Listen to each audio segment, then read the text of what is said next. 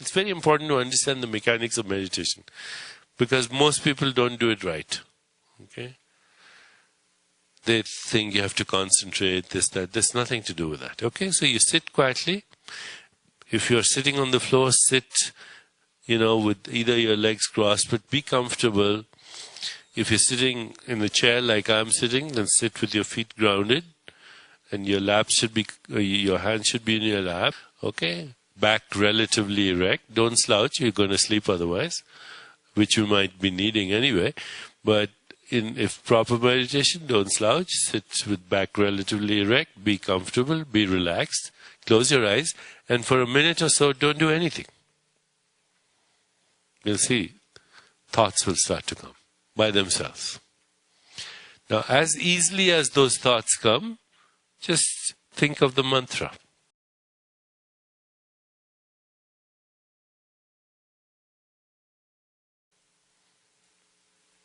Don't force it. It's there. So there will be thoughts and there will be mantra at the same time.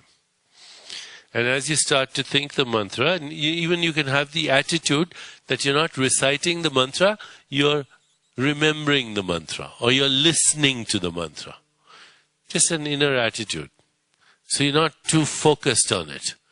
Because if you're too focused on anything, it's surface. It's mental. So now what happens? Thoughts are coming, mantras coming, thoughts are coming, mantras coming. Everything starts to get a little uncertain. You're getting there just by the fact that things are getting uncertain. Thoughts are random, mantra is random, there's a proliferation of uncertainty. Thoughts become vague, but also mantra becomes vague. And if we do it long enough, 20-30 minutes, then there are periods where mantra and thought cancel themselves each out. Okay? Which means there is no mantra and there is no thought. And when there is no mantra and there is no thought, that's called pure consciousness. That's the field of infinite possibilities. That's the field of pure potentiality. That's the field of intention orchestrating its own fulfillment. That's the field of pure creativity. That's the field of observer effect. Everything that we discussed that morning, that's right in that gap. Okay? But you cannot get into the gap by wanting to get into the gap or thinking I must get into the gap, because wanting to get into the gap is also a thought. Also, you cannot get rid of your thoughts by saying, I have to get rid of my thoughts, because that's a thought. Okay? It's a very simple mechanical understanding that you don't force anything. Thoughts, mantra, there you go. Okay? There'll be little dips. And how will you know there are little dips? You won't know where you are. Okay?